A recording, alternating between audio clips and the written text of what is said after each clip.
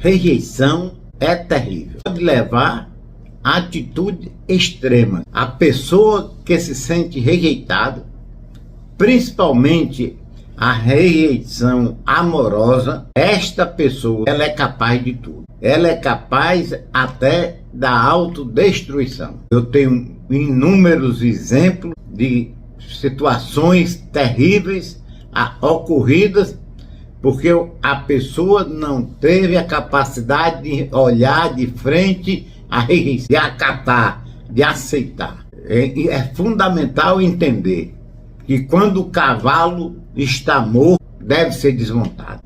A rejeição é complicada.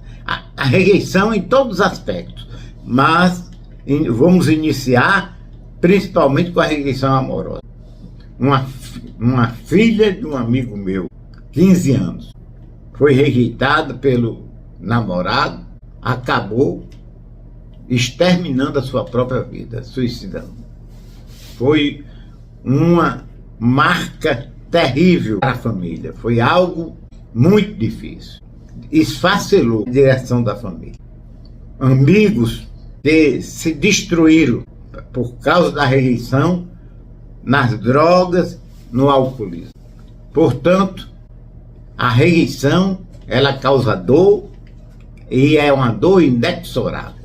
Mas essa dor da rejeição, ela não é permanente. Essa dor da rejeição, ela não é para a vida toda. É um processo que a gente chama de luto, é o luto. Passar pelo luto é necessário, é fundamental. Sem passar pelo luto, a pessoa fica aprisionada à dor, a pessoa vai alimentar as crenças do desamor, que é uma crença que amarra a pessoa na certeza inevitável de que não merece ser amada. E a crença do desamor nasce na infância, nasce na adolescência, mas ela é fruto, ela é consequência de uma rejeição. Então a criança, desde nova, desde pequena, ela se sente rejeitada pelo pai, pela mãe ou pelos dois, ou então ela não se sente amada, mesmo que o pai e a mãe ame, a criança não se sente amada como era na visão dela, era para ser. E ela se sente, evidentemente, que algo de errado, muito complicado, existe com ela, para que o pai e a mãe, pessoas tão significativas, não amem. Mas o pai ama e a mãe ama no modo deles. Mas ela quer ser amada de outra forma. Desta maneira, a criança vai começando a acreditar que deve existir algo muito complicado nela e que, na verdade, ela não merece ser amada. E esta visão de não merecimento do amor vai acompanhar toda a vida. E quando a pessoa se torna adulta e ela é rejeitada no amor, e aqui eu falo o amor romântico, ela é rejeitada no amor, ela nada mais, nada menos vai alimentar a crença que ela vem da infância do desamor. Ou então, se não existir essa crença, ela passa a acreditar que não dá certo no amor. Eu tinha um amigo que ele casou 5 vezes e foi rejeitado e enganado durante todos os matrimônios. Conviveu maritalmente com 5 mulheres e conseguiu ser rejeitada pelas 5 mulheres. E ele passou a acreditar que não merecia ser amado, não podia, e de tanta decepção se isolou, foi isolado. E qual foi o refúgio que ele encontrou? Álcool. E como o alcoolismo não é um vício, é uma doença, ele num desespero alimentou, provou, se tornou alcoólico, se tornou doente e ficou aprisionado. Bebeu até morrer, de uma forma desesperada. Portanto, o que fazer diante da rejeição?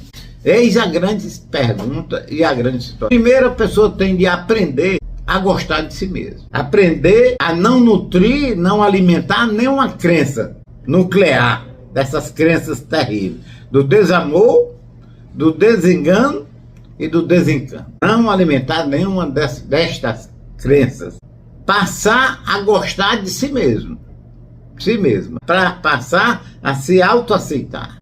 Encarar de frente o luto. E depois do luto, eu tenho uma boa notícia para dizer. A pessoa sai fortalecida. Exige algumas medidas necessárias para que a pessoa rejeitada tome a atitude correta. Primeiro, se você foi rompido uma relação, se você foi rejeitado, eu me refiro a homem ou mulher, se você foi rejeitado ou rejeitado, independente da orientação sexual, se é um romance homoafetivo ou, não, ou hétero, não tem problema. Se você foi rejeitado ou rejeitada, você tem de procurar fazer 5 atitudes. Primeira atitude: romper a relação, romper o contato, não ficar bisbilhotando, romper o contato, não ficar procurando, não ficar ligando, não ficar mandando mensagem, não ficar se envolvendo, querendo o envolvimento. Simplesmente se afastar. Eu passei por 2 divórcios, um com 30 anos de casado e outro com 14 anos de casado. Atualmente, eu, por decisão própria, não estou tendo ninguém, mas passei bem, consegui superar. Fazendo o que eu estou dizendo aqui. Aceitar. Aquilo que não pode ser mudado, a pessoa tem de aceitar. Os históricos dizem, tudo que acontece ao homem de 2 maneiras. Ou ele pode mudar, ou ele não pode mudar. Aquilo que ele não pode mudar, que ele não tem poder, só resta para ele a aceitação. E aquilo que ele tem capacidade de mudar, ele vai efetivamente mudar. No rompimento, na rejeição amorosa, a pergunta é: o homem tem algum poder sobre a pessoa que rejeitou pela rejeição em si? Claro que não. Não está no outro fazer com que a pessoa que rejeite passe a gostar. Ele não tem poder, mas ele tem poder e deve usar esse poder de agir diante da situação da melhor forma possível, agir de forma correta. E a primeira forma é essa: não se ligar, não ficar grudado, procurando estar perto da pessoa. Segundo ponto, que é também fundamental: se afastar das relações em comum. Isso atrás a pessoa fica só preocupada, procurando saber como a outra está vivendo. Os amigos do casal, os amigos em comum, a gente deve, evidentemente, se afastar.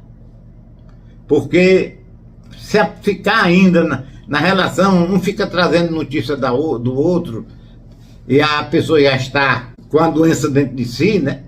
Do desamor, a pessoa está apaixonada, passando por uma dor muito grande, pelo luto, e se ela alimentar, só vai piorar. Então, passar, evidentemente, cortar a relação, não diga ficar inimigo, mas se afastar das relações em comum.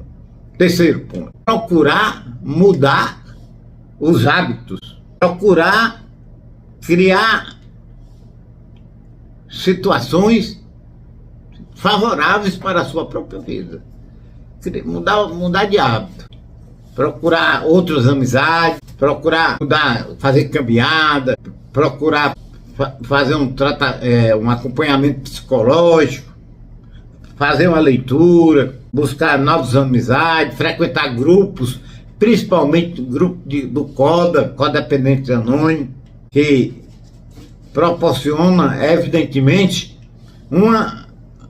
um conhecimento que leva a uma liberdade, a uma libertação. Então, cortar, criar esses novos, mudar de atitude. Quarto ponto, fundamental, cultivar o auto-amor. Olhar para si e não ver um desgraçado ou uma desgraçada. Não se agarrar às crenças do desamor, do desengano, do desencanto. Passar a nutrir, evidentemente, o amor próprio. Se colocar em primeiro lugar. É aquele lema do AA. Primeiro eu, segundo eu, terceiro eu. Fundamental. E quinto, que é importante, realmente, não arranjar de imediato outra pessoa. Tem gente que não pode ficar afastada ou afastado do amor. Rompe uma relação, no outro dia já arranja outra. Emenda uma na outra.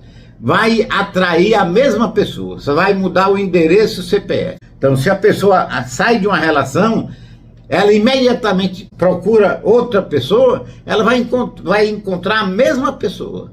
É aquela situação do dedo podre. Ah, eu tenho o dedo podre. Porque geralmente quem tem o dedo podre é aquele que só encontra a pessoa errada, aponta o dedo com a pessoa errada, porque ele sempre não espera, não passa pelo luto e vai atrair a mesma pessoa. Vai, evidentemente, atrair a mesma pessoa. E então é fundamental. Rompeu, você tem que dar um prazo, você tem que se curar, passar pelo luto, se libertar, passar a gostar de si mesmo, como eu disse, a buscar uma recuperação, mudar comportamento, se valorizar, se amar, romper as relações, desta forma, relações que eu digo, com os amigos em comum e com a própria pessoa. Não acabou? Não findou? O cavalo não morreu? Então ele deve ser desmontado. Não vou ficar montado nele. Eis aí, meu amigo, minha amiga, o caminho. É fácil? Não é fácil. Mas é melhor do que uma vida sofredora. É melhor. Hoje em dia nós vivemos, para você ficar numa família disfuncional, marido sem gostar da mulher, a mulher sem gostar do homem, com violência, com abuso, mendigando amor. Não tem coisa pior do que mendigar amor. Aí está naquela mudança de hábito que eu falei. Deixar de mendigar amor, deixar de implorar. Eu sou um coitadinho. Eu passei, e aqui eu estou falando a minha história pessoal. Doeu muito.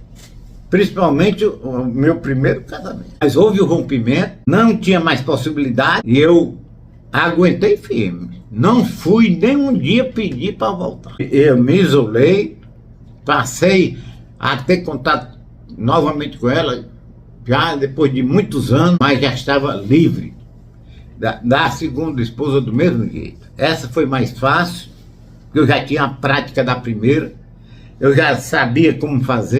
Não fiquei atrás, mudei, apliquei essas 5 atitudes e hoje sou um homem feliz. Não preciso eu estar agarrado com mulher, estou com 75 anos, caminhando para 76 anos. Tenho cuidado, vejo os exemplos aí de velhos, pessoas na terceira idade atrás de mulher nova, acaba sendo assassinado, acaba sendo enganado brutalmente. E eu gosto muito de mim, não tenho pressa de nada. Hoje eu vivo com meu filho, cuidando dele, numa vida feliz, gostando de mim mesmo. Aprendi, agradeço muito ao COSA e hoje eu sou um homem liberto. Quero deixar essa mensagem, agradeço a todos pela preferência. Meu nome é Walter Leite, Filosofia e Vida para Pensar. Se gostou, compartilhe o vídeo, se inscreva no canal, acione o sino para receber vídeos novos, dê seu like e deixe seus comentários.